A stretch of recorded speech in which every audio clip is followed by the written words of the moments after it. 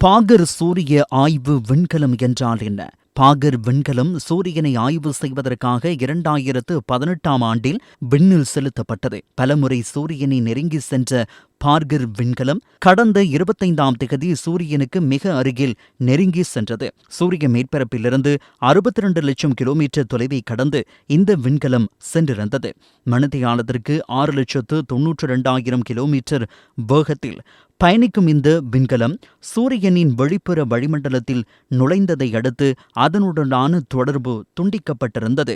இதன் காரணமாக பார்கர் சூரிய ஆய்வு விண்கலம் தொடர்பில் ஆய்வாளர்கள் பல்வேறு நிலைப்பாடுகளை வெளிப்படுத்தியிருந்தனர். எவ்வாறாயினும் பார்கர் சூரிய ஆய்வு விண்கலத்திலிருந்து கடந்த வியாழக்கிழமை விஞ்ஞானிகளுக்கு சமிஞை கிடைத்ததாக நாசா நிறுவனம் அறிக்கை ஒன்றை வெளியிட்டுள்ளது. தற்போது சூரிய மேற்பரப்பை கடந்து விண்கலம் ஆய்வுகளை முன்னெடுத்துள்ளதாக நாசா நிறுவனம் தெரிவிக்கின்றது. பார்கர் சூரிய ஆய்வு விண்கலத்தின் பிரதான செயற்பாடாக சூரியனின் வெளிப்புற வளிமண்டலத்தில் காணப்படும் வெப்பநிலை தொடர்பான ஆய்வுகளை மேற்கொள்ளும் நடவடிக்கை காணப்படுகிறது. சூரியனுக்கு மிக அருகில் ஒரு விண்கலம் சென்றுள்ளமை மனிதகுலத்தின் விண்வெளியை நோக்கிய பயணத்தின் ஒரு வரலாற்று தருணமாகும் என நாசா நிறுவனத்தின் விஞ்ஞான செயற்திட்டங்களுக்கான பணிப்பாளர் சபையின் பிரதானி நிக்கி ஃபாக்ஸ் அறிக்கை ஒன்றினை வெளியிட்டு தெரிவித்துள்ளார்.